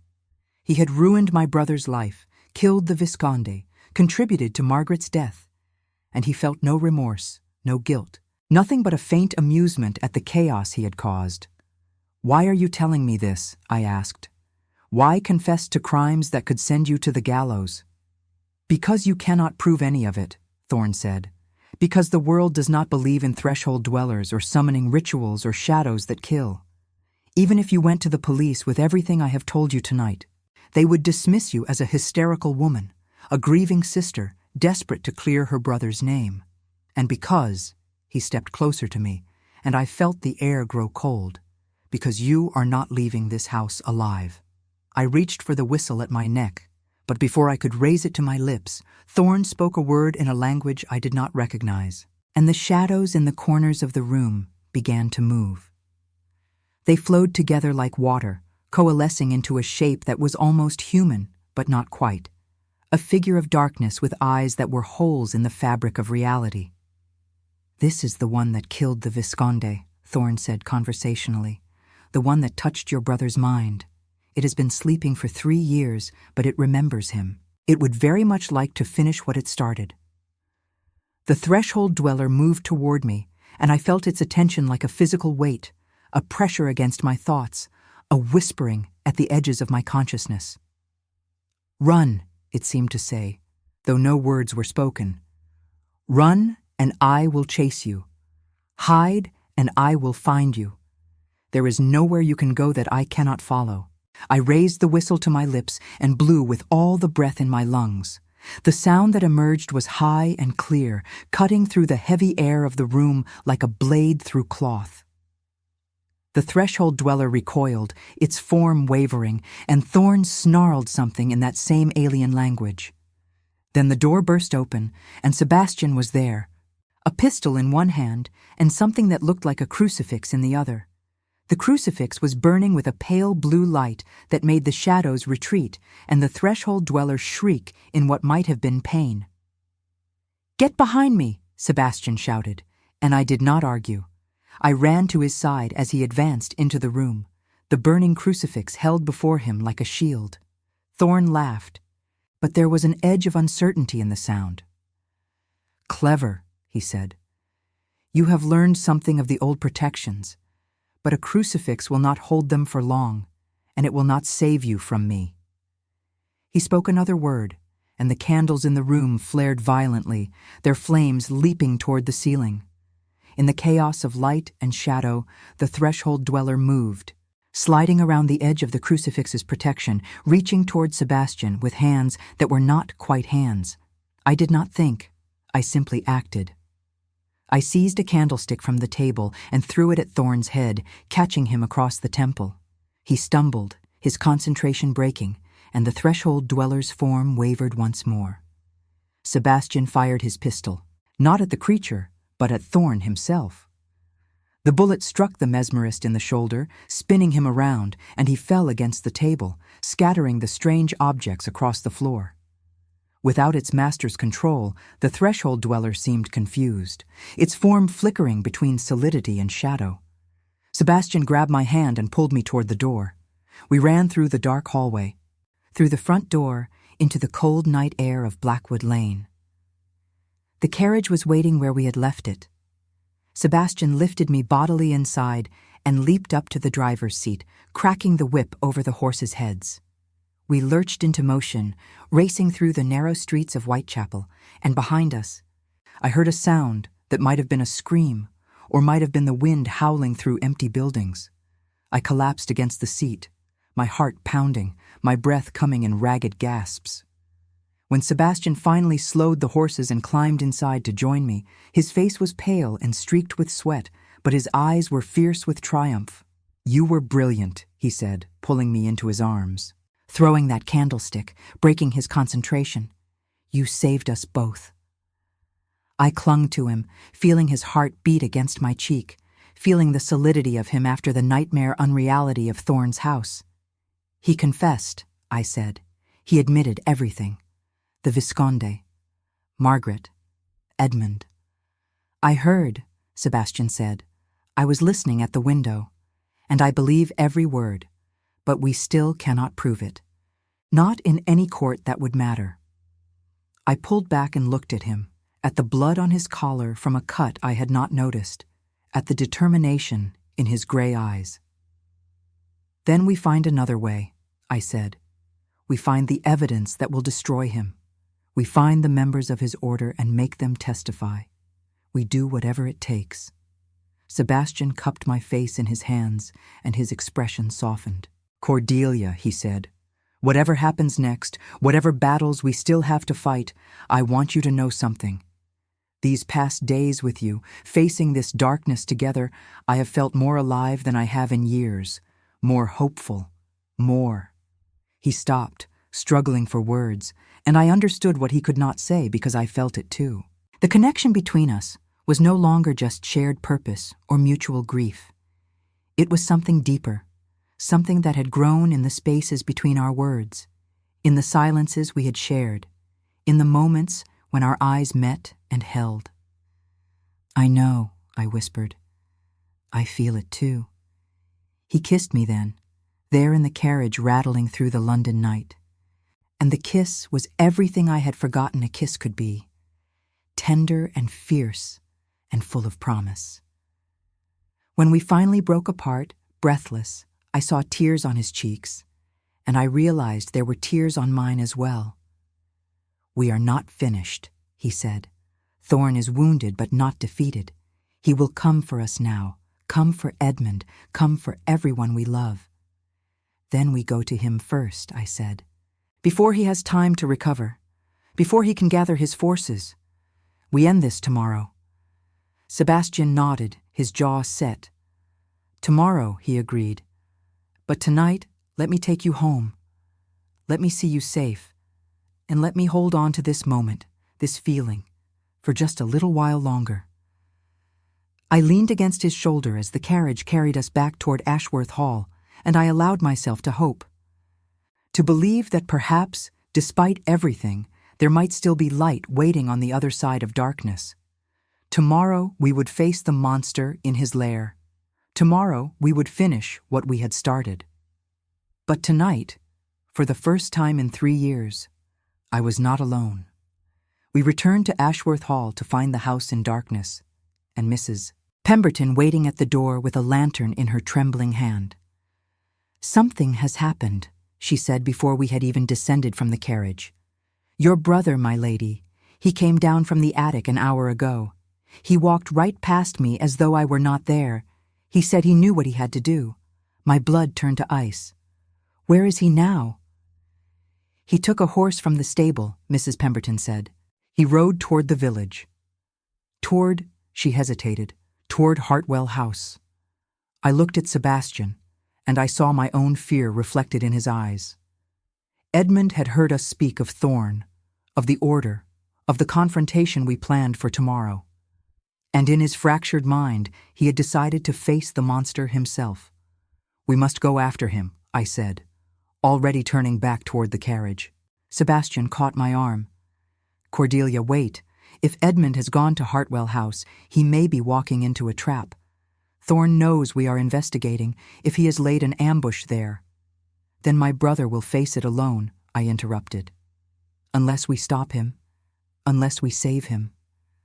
"I will not lose him now, Sebastian, not when we are so close to the end." He searched my face for a moment, then nodded. "Together, then," he said, "as it was always meant to be." We drove through the night at a pace that threatened to overturn the carriage at every turn. The roads were dark and treacherous, the horses straining against the reins, and I gripped the seat with white-knuckled hands and prayed to whatever God might listen that we would not be too late. Hartwell House rose before us like a specter from a nightmare, its windows blazing with light that had not been there 3 years ago, when its master lay dead and its halls echoed with silence. As we approached the gates, I saw Edmund's horse tied to the fence, its sides heaving from the hard ride, and my heart lurched with something between relief and terror. "He is here," I said. "He made it this far. But what has he found?" Sebastian replied grimly. We left the carriage at the gates and continued on foot, moving through the overgrown gardens toward the front entrance. The door stood open, a rectangle of golden light spilling out onto the gravel drive, and from within came sounds that made my skin crawl. Chanting, low and rhythmic, in a language that was not meant for human tongues. Sebastian drew his pistol and held the crucifix before him, its pale blue light flickering to life. "Stay close," he murmured, "and be ready for anything." We entered Hartwell House and found ourselves in a foyer transformed. The furniture had been pushed against the walls, and the floor was covered with symbols drawn in what looked like chalk, but might have been something else entirely. Candles burned in every corner, their flames casting dancing shadows on the walls, and at the center of the room stood a circle of figures in dark robes, their faces hidden by hoods, their hands raised as they chanted in unison. And in the center of the circle, bound to a chair with ropes that seemed to writhe with a life of their own, was Edmund. My brother's face was pale but strangely calm, his eyes fixed on something I could not see. He did not struggle against his bonds, did not cry out, did not seem afraid. And standing before him, his wounded shoulder bound with blood-stained cloth, was Cornelius Thorn. "Ah," Thorn said, turning at the sound of our entrance. "Lady Ashworth, Lord Blackwood, I wondered how long it would take you to follow. Your brother was kind enough to deliver himself to me. He seemed to believe he could end this on his own. Instead, he has provided exactly what I needed." "What are you doing to him?" I demanded, stepping forward before Sebastian could stop me. Thorn smiled that terrible smile. "Your brother carries something within him, Lady Ashworth. a fragment of the threshold dweller that touched his mind 3 years ago. It has been dormant, feeding on his fear, growing stronger with each nightmare and vision. Tonight, I intend to extract it, to add its power to my own.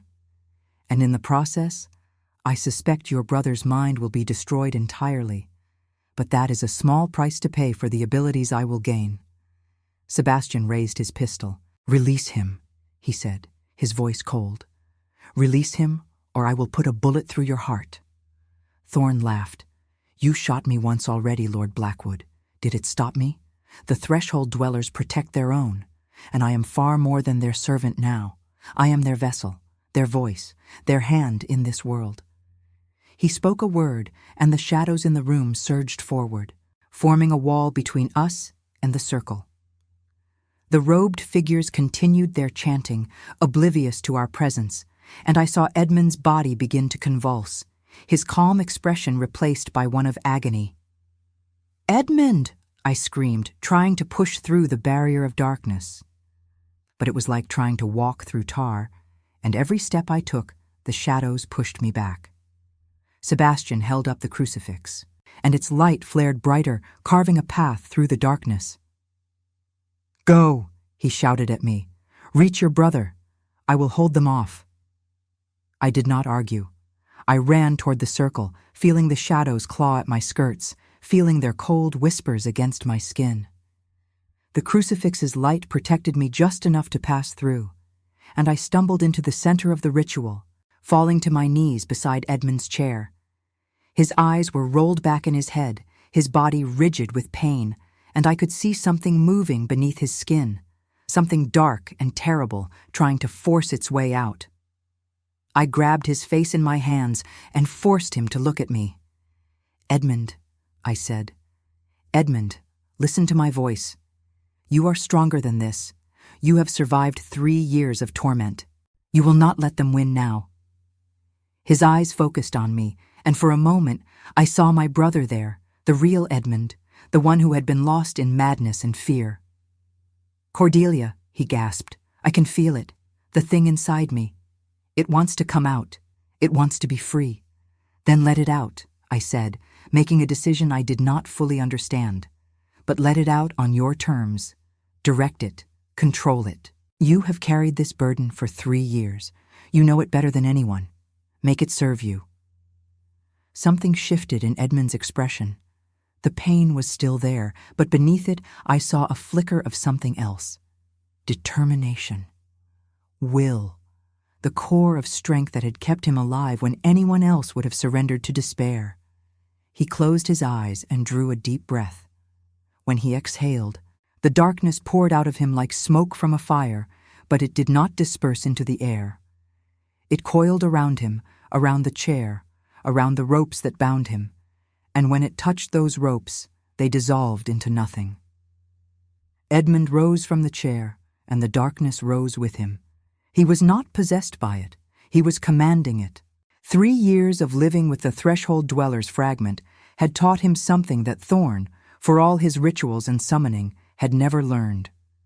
The creatures of the threshold did not respond only to ancient words and arcane ceremonies. They responded to will, to the strength of a mind that refused to break. Thorn's expression shifted from triumph to confusion to fear. "What are you doing?" he demanded. "That power belongs to me. I summoned it. I bound it." "You touched my mind," Edmund said, and his voice was strange, echoing with depths it had never possessed before. "You left a piece of your creature inside me, but you did not understand what that meant. For 3 years I have lived with it, dreamed with it, learned its language, and now it knows me better than it knows you. It knows that I never wanted to hurt anyone. It knows that I am not a vessel for destruction, but a guardian against it." The darkness surged away from Edmund and struck Thorn like a wave. The mesmerist screamed, a sound of pure terror, as the creature he had thought to control turned against him. The robed figures broke their circle and fled, their chanting dissolving into shouts of panic. And Sebastian fought his way to my side, the crucifix still blazing in his hand. "We need to leave," he said, grabbing my arm. "Now. Whatever your brother has unleashed, we cannot control it." But I could not move. I watched as Edmund walked toward Thorn, the darkness flowing around him like a cloak, and I saw something I had not seen in 3 years. I saw my brother whole. I saw him standing tall, his shoulders straight, his eyes clear and purposeful. "You took everything from me," Edmund said to Thorn.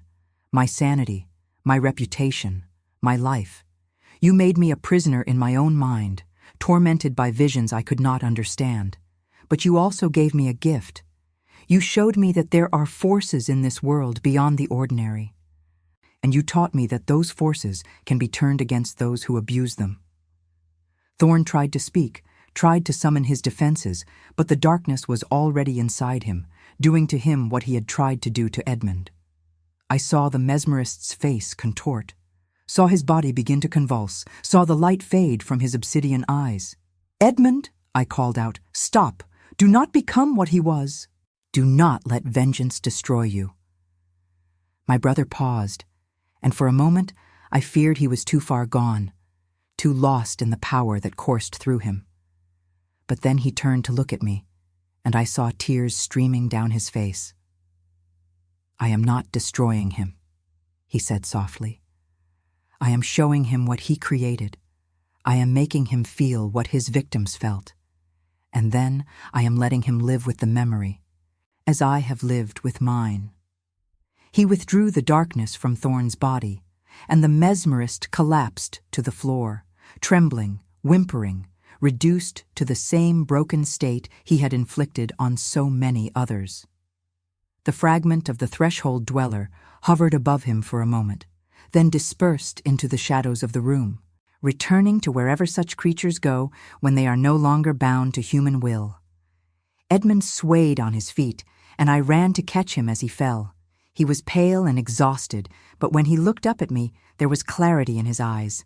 Clarity and something like peace. "It is over," he whispered. "The thing inside me is gone. I can feel its absence like a wound that is finally healing." Sebastian helped me carry Edmund out of Hartwell House, away from the fallen Thorn, away from the symbols and candles and remnants of dark ritual. We laid him in the carriage and drove back toward Ashworth Hall as the first light of dawn began to pale the eastern sky. The days that followed were a blur of activity and revelation. Sebastian contacted Lady Hartwell and told her what had happened, and she in turn contacted the authorities. When they searched Hartwell House, they found Cornelius Thorn sitting in the center of the ritual circle, rocking back and forth, muttering about shadows and doors and things that watched from the darkness. He was committed to an asylum, the same fate he had inflicted on so many of his victims, and the doctors who examined him declared that his mind had been destroyed by causes they could not explain. More importantly, they found evidence. Documents that Thorn had kept, records of his crimes, lists of his victims, detailed accounts of the rituals he had performed and the deaths he had caused. The Visconde's murder was among them, described in Thorn's own handwriting, along with a confession that Edmund Ashworth had been deliberately framed. Within a fortnight, Edmund's name was cleared. The authorities issued a formal statement acknowledging that new evidence had come to light proving his innocence, and the newspapers that had once branded him a murderer now proclaimed him a victim of a madman's conspiracy. It was not a perfect resolution. There were still whispers, still doubts, still people who would always believe the worst. But it was enough. It was a beginning. Edmund emerged from the attic for the last time on a morning in early December, dressed in clothes that had once fit him perfectly and now hung loose on his thin frame. He stood in the entrance hall of Ashworth Hall and looked around at the house that had been his prison and his sanctuary, and I saw him draw a breath that seemed to fill his entire body. "I had forgotten what sunlight felt like," he said. "Real sunlight, not filtered through curtains and fear." I took his arm and led him to the front door, and together we walked out onto the drive. The grounds were covered in frost, glittering in the morning light, and the oak tree stood bare and beautiful against the pale sky. There were no shadows beneath it now, Nothing watching, nothing waiting. Sebastian was waiting for us by the gate, his carriage ready for the journey to London. He had business to conclude, arrangements to make, a new life to begin building from the ashes of the old. But he had promised to return. He had promised many things, spoken in the quiet hours of the night when we sat together by the fire and talked about futures that had once seemed impossible. "Are you ready?" he asked Edmund, extending his hand. My brother shook it firmly. "I am ready," he said. "I have been waiting 3 years for this moment. I do not intend to waste another day."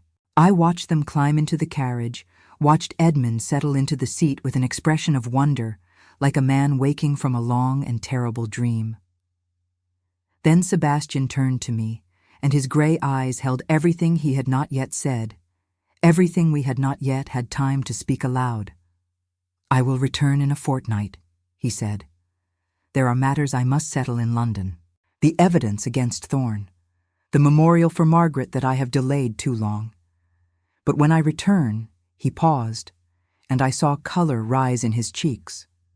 "When I return, I intend to ask you a question, and I very much hope the answer will be yes." I smiled, and it felt strange on my face, unfamiliar after so long. "I have been answering questions alone for 3 years," I said. "I find I'm rather looking forward to answering them with someone else." He kissed my hand, then my forehead, then briefly and sweetly, my lips. The carriage pulled away, and I watched it disappear down the drive, carrying my brother toward freedom and my heart toward a future I had never dared to imagine. Mrs. Pemberton found me still standing at the gate an hour later, my shawl wrapped tight against the December cold, my eyes fixed on the empty road. "Come inside, my lady," she said gently. "You will catch your death." I laughed, and the sound surprised me. I had not laughed in 3 years. "No," I said. "I do not think death is interested in me today. Today, I think I am meant to live." I walked back to the house, to the library where I had spent so many lonely hours, to the fire that crackled in the grate and the books that had been my only companions. But the room did not feel like a prison anymore. It felt like a beginning. I sat at my desk and drew out a sheet of paper, and I began to write. Not a letter, not a record of evidence or a plea for help. A story. The story of a woman who had sacrificed everything for love, who had faced darkness and emerged into light, who had learned that hope was not a weakness but a weapon. I did not know who would read it. I did not know if anyone would believe it, but I knew that it needed to be told. For Edmund, for Sebastian, for Margaret and the Visconde and all the others who had been touched by Thorne's evil, and for myself. For the woman I had been and the woman I was becoming. The pen moved across the paper, and the words flowed like water from a spring long dammed. And as I wrote, I felt something I had not felt in 3 years. I felt free. Sebastian returned on Christmas Eve, as he had promised. He found me in the library, surrounded by pages of the story I had been writing, my hair coming loose from its pins and ink stains on my fingers. He did not seem to mind. He simply stood in the doorway and looked at me with those gray eyes that had seen so much darkness and still believed in light. "I have come to ask my question," he said. I set down my pen and rose from my chair. "And I have prepared my answer." He crossed the room in 3 strides and took my hands in his. "Cordelia Ashworth," he said, and his voice trembled slightly despite his efforts to control it. "I came to this house seeking truth. I found something far more precious. I found a woman of extraordinary courage, extraordinary devotion, extraordinary heart. I found a partner, a fellow traveler in the dark, and I find that I cannot imagine continuing my journey without her at my side." He sank to one knee, still holding my hands, and looked up at me with an expression of such vulnerability that it took my breath away. "Will you marry me?" he asked. "Will you let me spend the rest of my life trying to deserve the love I see in your eyes?" I pulled him to his feet and kissed him long and deep. With all the passion I had suppressed for 3 years of isolation and all the hope I had rediscovered in the weeks since. When we finally broke apart, I was laughing and crying at the same time. Yes, I said, 1,000 times. Yes. We were married in the spring, in the chapel at Ashworth Hall, with Edmund standing as witness and Mrs. Pemberton weeping happy tears in the front pew. Lady Hartwell attended, pale but smiling, and she told me afterward that she felt her husband's spirit was finally at peace. Edmund recovered slowly but surely, his mind healing as his body grew stronger. He never fully forgot the darkness he had carried, but he learned to live with the memory, to use it as a reminder of how far he had come. He took over the management of the estate, proving himself a capable and compassionate landlord, and in time he found love of his own, a gentlewoman who knew his history and loved him despite it, or perhaps because of it. As for Sebastian and me, we built a life together that I had never dreamed possible. He continued his work as an investigator, but now he had a partner, a wife who understood the darkness and was not afraid to face it by his side. We helped others who had been touched by forces beyond the ordinary, who had encountered things that the rational world refused to acknowledge. We became known in certain circles as people who could be trusted, who would listen without judgment and act without fear. And sometimes, late at night, when the fire burned low and the house was quiet, I would sit at my desk and continue writing the story I had begun on that December morning. The story of shadows and secrets, of love found in the darkest places, of a woman who had hidden a dead man in her attic and discovered that some things are worth any sacrifice. I never published it. Some truths are too strange for the world to accept, but I kept it safe, locked in a drawer, a testament to all we had endured and all we had overcome. And whenever I read it, I remembered the night that Sebastian arrived at Ashworth Hall, the night everything changed, the night I whispered, "You should not be here," and he looked up at the attic and saw the secret I had been keeping for 3 years. I remembered, and I was grateful, for the darkness that had brought us together, for the love that had saved us both, and for the light that waited, always, on the other side of fear.